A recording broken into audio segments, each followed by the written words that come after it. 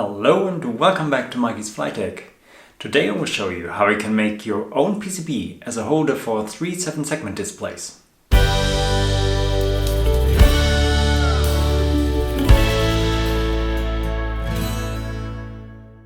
Those of you who follow my channel in detail and especially my live streams know that the next panel I want to create is the electric panel of the overhead. And there is one thing that's new for me in panel making, and that are these 7-segment displays. I've made a test if I can solder those 7-segment displays to a cable, and this resulted in this bunch of cables here, and this for only 3 7-segment displays, and I think in this display there are 17. So I came to the decision that this method isn't the right one I should use, and I wanted to try if I can produce a PCB with the tools I have here at home. Why to produce it here at home? Because I'm an absolute noob in electronics, and I know there are factories that can produce your PCB in a high quality, but I have to give a plan of this PCB to them, and this plan should be right. But what can I do if this plan is wrong and I have to order 10 pieces of this which I won't be able to use? So I wanted to be able to produce prototypes of this board here at home, or maybe even the final product. After looking around a while in the internet, I found a production workflow that could work for me, and this is a combination of different programs and tools and some other parts I will need here. First of all, I will design the PCB in the free software Kicad, then make a CNC program for my router in Flightdeck, and then I will apply a solder mask onto it. And after that, I should come out with a finished PCB. So let's start designing the electric circuit in Kicad. In Kicad, you start a new project by clicking on File, New and Project. I have done this already. You can see I have named this 7-segment holder, and by following these symbols here, you can get a sense of what we are doing here in Kicad now. First, we'll make a schematic layout in the editor of our circuit and place components on it. And then we'll convert it to a net file and make a PCB out of it, declare the footprints and the corresponding footprints to all these components, and then make a Gerber file out of it so that we can work with it later in Flightdeck and make a path and a program for our CNC router. First of all, we start in the schematic editor, and so we double click here on this symbol and it opens the editor. I won't explain only the parts of the program I have needed to design my PCB. There are lots of tutorials out there on YouTube concerning Kicad, and they are way better and way deeper than my tutorial here. So we'll concentrate on the functions we need for the small PCB here. And you can click here on Place Symbol and click anywhere you like on the editor. Then it loads the library. And now you have to choose the component you want to place. I want to start with 3 7-segment displays. And there's the first problem. You have to find out of thousands of components what exactly is the component you need. You can download libraries from the internet and import them here into Kicad, but you can also design your own components, and that is what I have done. I didn't want to search a long time for the right 7-segment footprint and component, and so I have made my own, and this was really an easy way. I have stored this here in a special library called Flightdeck parts, and there is my component, my 7-segment display. And you can see it here. It's really simple. It's just a box with different inputs. All the inputs are taken from the datasheet of the 7-segment display, and so I have named them from A to G, the decimal point and the 2 ground connections. I have given it a name, 7S, which will be counted upwards. So when I have placed different 7-segment displays on the board, then they will named like 7S1, 7S2 and so on. And up there you have the technical name of the component I have bought. So you can also design your own component. I want to show you it's not magic. I have needed maybe half an hour to learn this, and so can you with way better tutorials out there on YouTube. And now I have this component on my mouse pointer and I can click anywhere here, and so it is placed. I will place 2 other 7-segment displays, and I go here with a mouse cursor and hit C for copy, and so I can make a second one, maybe here, and a third one here. You can see there are question marks behind the S's, and that indicates you that there will be later the counter. And now we can draw all the wires from the pins to the different inputs of the 7-segment displays. This you can do by clicking here on place wire and, for example, click from this to this here, or if you are in another mode, then you can just click the W, and so you can draw a wire from where the mouse is currently. Let's say that the first pin controls the A segment of the 7-segment display. So we connect pin 1 to pin 10 of this 7-segment display, and then we draw another line, maybe from here up to here, and another line from here maybe to here, and so on. And you can see with every pin we connect, we create more and more wires, and it can be really difficult to keep everything inside where every wire belongs to. And so there is another method how we can route these cables a little bit cleaner than with this method here. And for this we can use a bus connection. This is a place bus symbol here, and we just draw a line from here, so maybe up to here, and then down to every of this 7-segment displays. And you have to think of this bus connection as a bunch of cables, and they all go in one cable shrink, and at every pin here one cable leaves the shrink and connects into this pin here. Now we have to connect all the inputs and the connectors here to the bus string, and this you can do with this place wire to bus entry. Just click here, and with the R key you can rotate it. Now it fits, and you can place a wire up to here.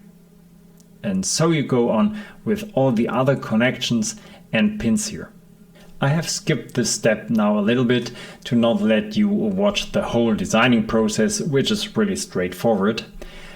I have rearranged the components a little bit, and what I have done now are the bus connections from the connector to the LEDs of the 3 7-segment displays, and I have made another bus connection from these 3 connectors for the 3 common cathode pins. You only need to connect one of these common cathode pins because they are internally connected to each other, so it doesn't matter which of the pins you connect to the ground. Maybe this can matter in the designing process when one pin is better reachable than the other one. You can also see that I have placed net labels, and these net labels tell the bus connection which of the cables in this bunch of cables belongs to which pin and which connector. So you can see here we have the A net label, and so every entry of the bus connection with an A is connected to each other, and the B with B, and so on. And to place these net labels, you can click here on Place Net Label, click on this pin here, and for example, I can name this S1. And then you can click here, and so on. And you can see I have connected S1 to this 7-segment display, S2 and S3. And this is because the most right one of these displays is the first display later in MobiFlight. So if I would change this around, then the test number 123 would come out as 321. So keep in mind that always you start numbering your displays from the right side. To avoid any errors, I have to tell the program that there are pins unconnected, and I'm aware of this. And so I click here on this blue X and place this on the end of these inputs. So I tell the program, yes, I know there is no cable connected to this input. To check for any errors, you can start a perform electrical rules check. You click here on Run, and there it says the items are not annotated. So we'll do this first. The annotation is needed so that the error check can tell you exactly at which of these components is an error found. So every question mark here in this schematic will be replaced by a number. And this you can do by clicking on this symbol here, Annotate Schematic Symbols, and click on Annotate. Now here you can see the connectors are called connector 1 and 2, and the displays are numbered from 1, 2 up to 3. Now we can again perform the electrical rule check. It says finished and there are no errors found. Now it's time to tell the program which exactly footprints are used later on the PCB. And for this you have to assign a footprint to every component we have placed here.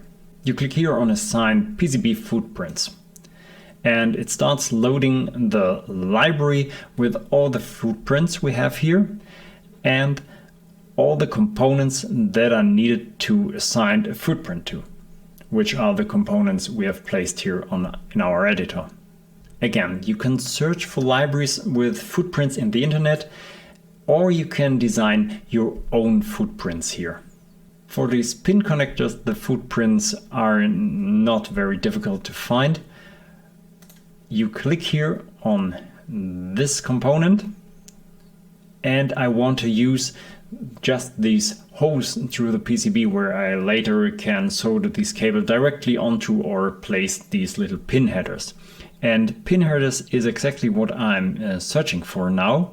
And I can find this connector pin socket here with 2.54 millimeters, and it already filters the installed footprints to a small number of footprints that could match my component. For example, here I have only 3 pins, so it wouldn't make sense to show me footprints of pin headers with 2 or more of 3 pins. So down here we have 2 SMD components, which I don't want to use because I will use all these true hole components. And I think this 2.54 vertical pin header is the right one. If you're not sure how it looks like, then you can here watch a view of this connector. You can see there are these 3 pins, and there are already 3D models of some of these components generated. And here you can see this is exactly the pin header I'm searching for. So with a double click, I assign this footprint to this component. And for this component, I need the same footprint, but only with 8 connections and with a double row connection. I want to have it. And so I will choose this 2x4, 2.54 millimeter vertical. Let's see if this is the one I can use. Yes, here we have these 8 holes, and it looks exactly like what I'm looking for. So these 2 connectors are assigned, and now we come to the 7-segment displays. For these, I already have assigned my own footprint, and this I have stored also in my own Flightdeck components library. I click here on this component and it shows me my only footprint that matches this component, and I will assign them with a double click. You can see here what I have made. This is just the box, which are the outer dimensions of this 7-segment display, and I have placed these pins here with a 2.54 millimeter grid. And I also have designed these soldering pads a little bit wider than the standard pads, because so I have a little bit more space to solder it. And I also have offset the pad a little bit. So if I'm drilling it later with my CNC and the panel isn't aligned 100% to the CNC, then I still have enough soldering space around this hole here. When all the footprints are assigned, you click OK. And now you create a netlist and say generate netlist, and this will be used in the next step when we create the PCB. Now I have changed to the PCB new part of Kicad, and there we can import our netlist we have generated. We click here on Import Netlist and enter the path to the netlist and say Update PCB. And now I have all the footprints on my mouse button, and I click somewhere here to place them. And now comes the fun part. We have to arrange all these footprints so that we can route all the wires correctly, or how we need the displays to be arranged. For this you can hold your mouse cursor over any component and hit M for move. And so I have this attached to my mouse pointer and can move it around. And also rotate it with R. And I think I would place it somewhere here. And the connector I will place somewhere here, so I have all my connections coming from one side of the PCB.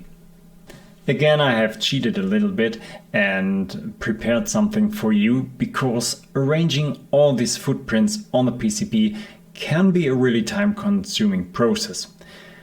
Here I have arranged the 7-segment displays so that the outlines are coming side to side. I have arranged my connectors, and I also have drawn a rectangle around all these components for cutting out the PCB later. When you want to draw such lines, then you can make this here with the Add Graphic Lines button and can draw any lines you want, but not like me. You should do this on the right layer, which would be the edge cuts layer. And then you can see I draw yellow colored lines, which is the color of this layer. Every PCB has 2 sides, a front and a back copper side. And I think I will draw all these lines on the back copper side. I think it is a back copper side. I don't know, because I think the side where I place all my components is my front side and the other one is a back side for me. I don't know if this is technically correct, but I would choose this back couple layer and then click here on route tracks. And let's start with the S1 pad here. Just click on it and it shows you the pads that have to be connected to it. This is just the one here in the corner, and so I can draw a line here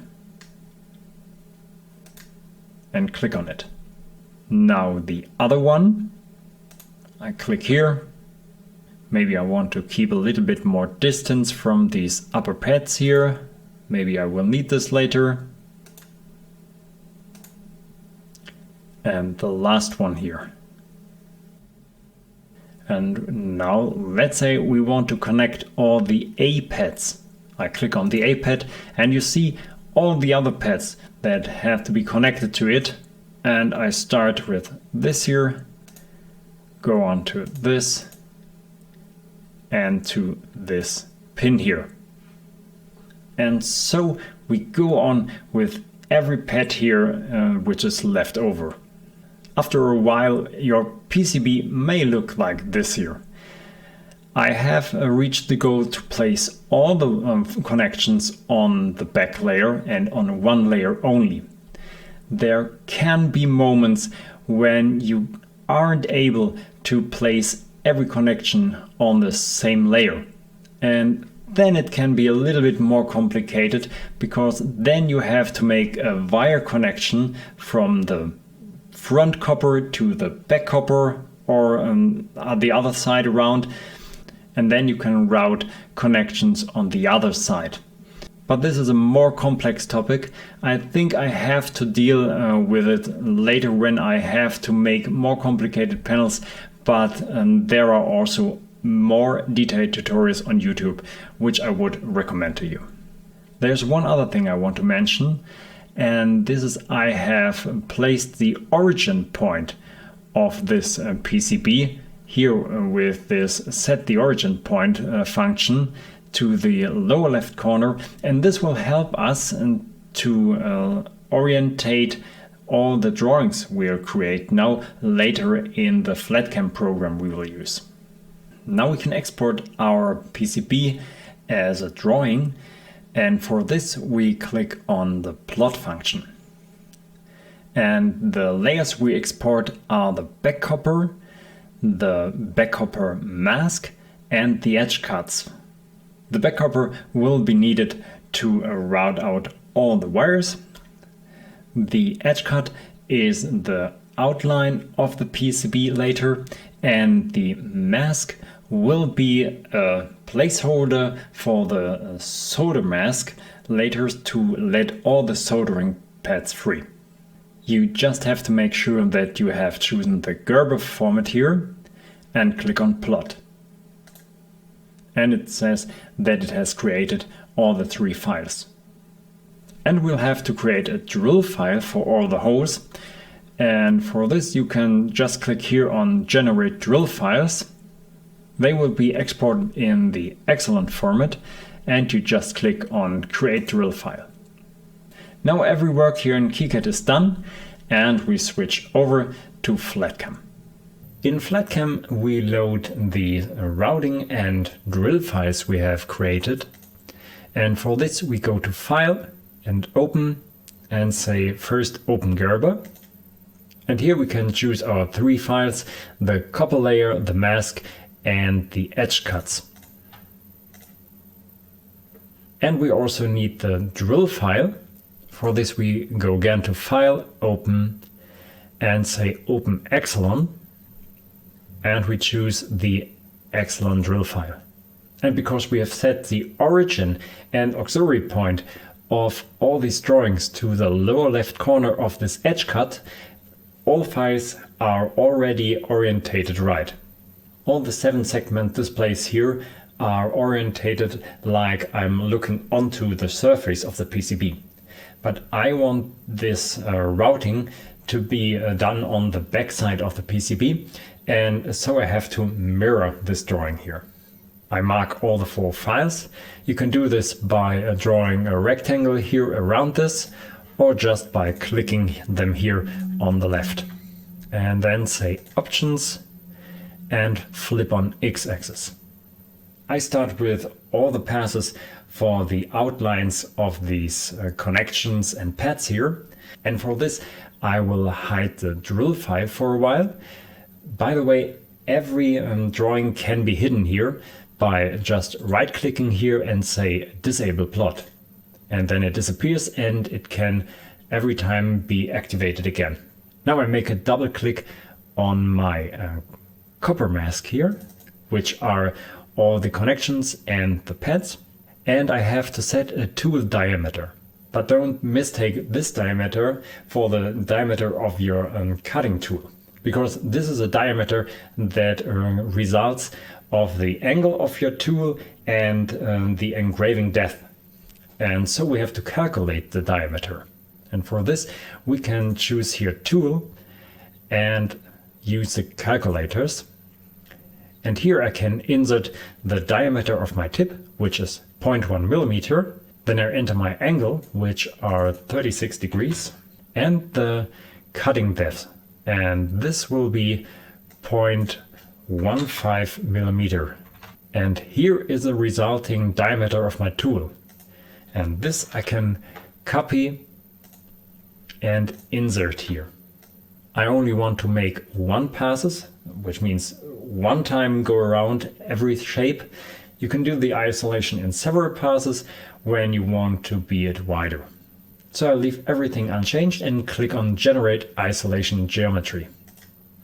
And here we have the paths my CNC will take. You can see it goes all around all the pads and wires. By the way, when you have done something in this program and you are satisfied with the result, then save this project, because there isn't something like an undo function here, and when you have made an error and you can't reverse it, then you can start everything from the beginning. Because I want to make 4 PCBs out of my copper material, I have to penalize it, and for this I zoom out here a little bit and use the Penalize tool. I have to choose the object I want to penalize. You can do this with every file you have loaded. I will choose the geometry file, and it already has selected my copper routing here.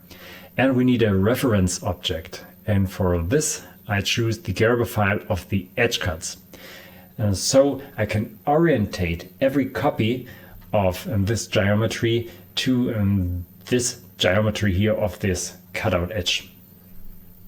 I want to let a spacing of 5 millimeters and create 2 panels in each direction.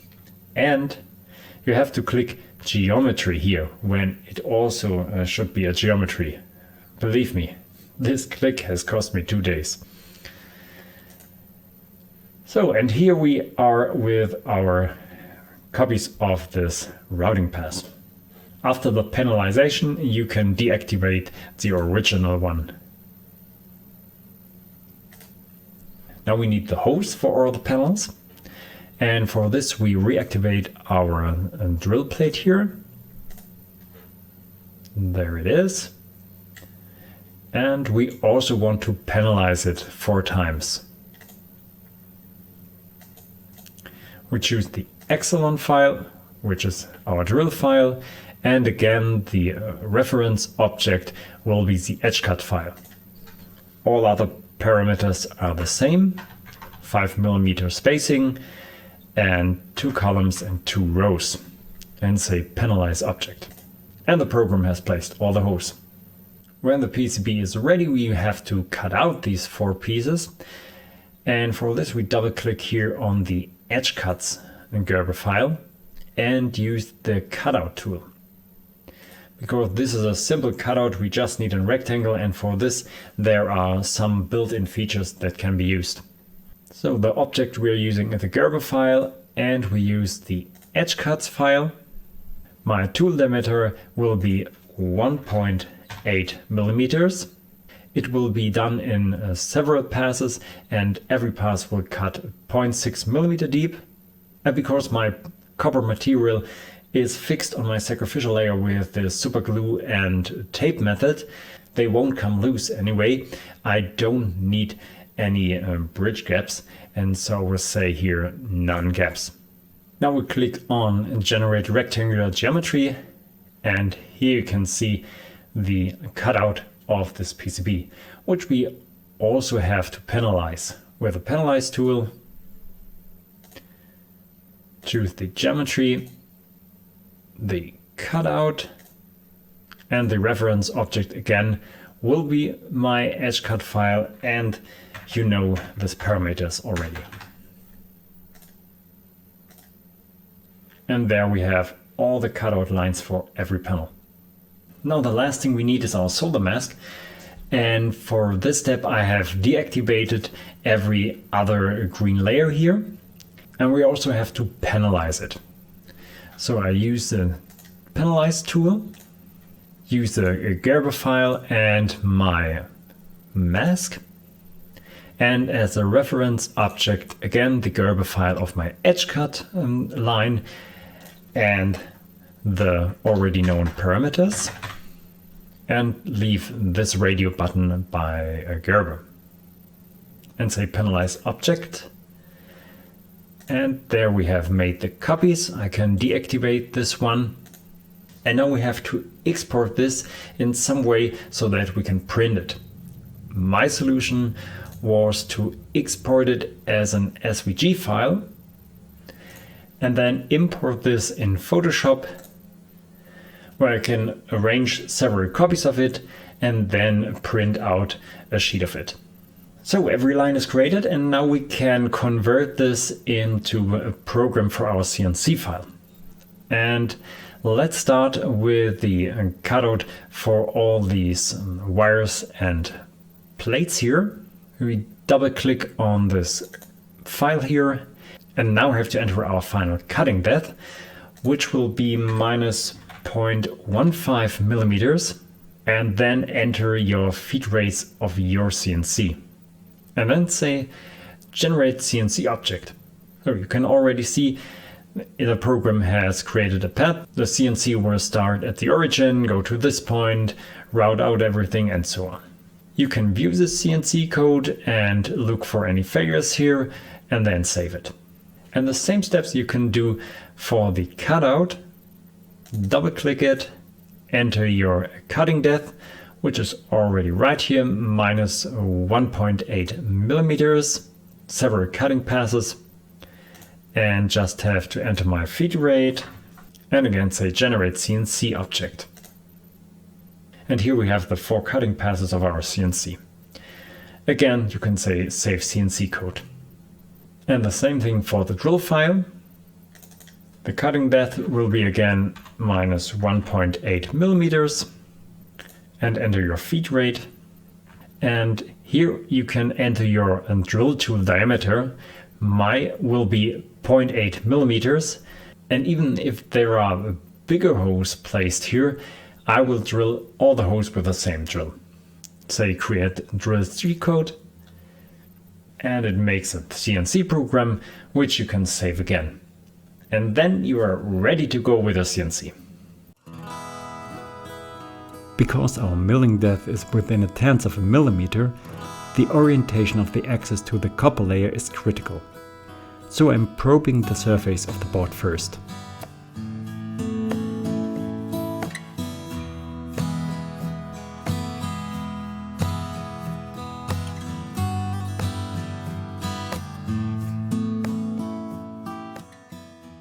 Now after the PCB is milled, I have to protect the surface from oxidation. And this you normally do with a solder mask. But I want to produce only as much waste of chemicals as necessary, and this is because I have milled my PCB and not etched it. And there are different methods of applying such a solder mask. You can laminate a plastic sheet onto it, which has a photoresistant surface, and then light it with some ultraviolet light with a mask, and then develop it, and then all the pads should be free after this, but I have to deal then with the waste of developer.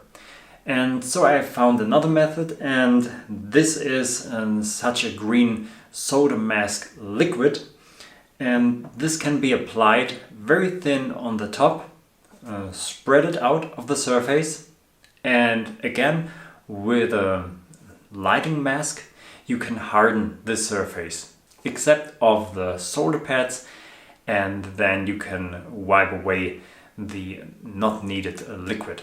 Well, let's see this process in detail. I prepared 2 layers of the solder mask printout and arranged them on top of each other to come out with a better light coverage.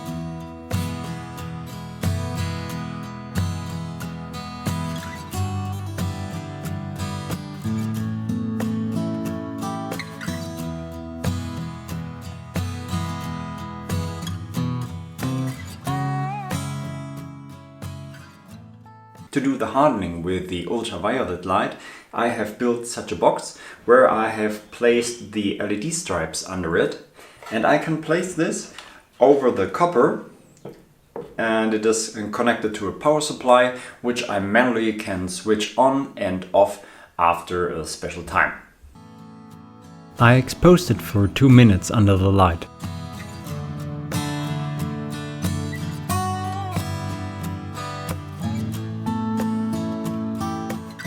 Then I wiped away the unexposed parts with a cloth and alcohol.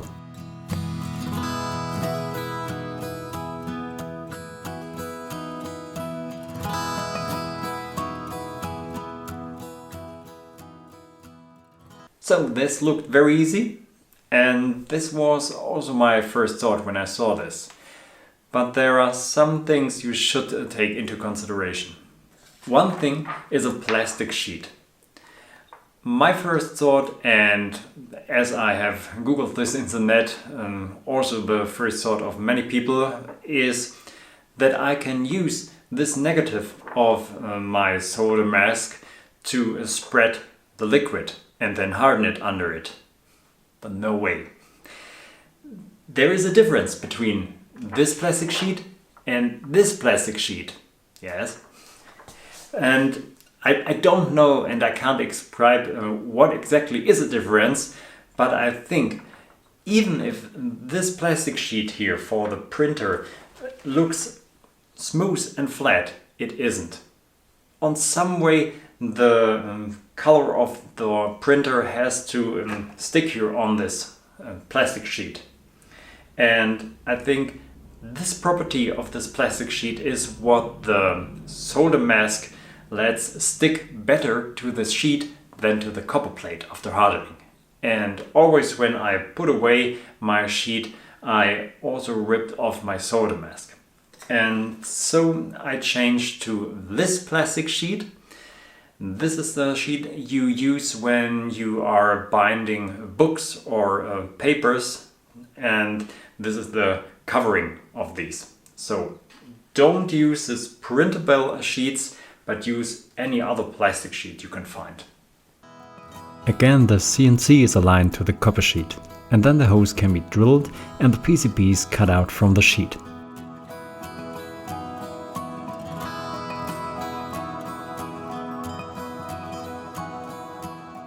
And this is what I call the perfect height alignment of the tool.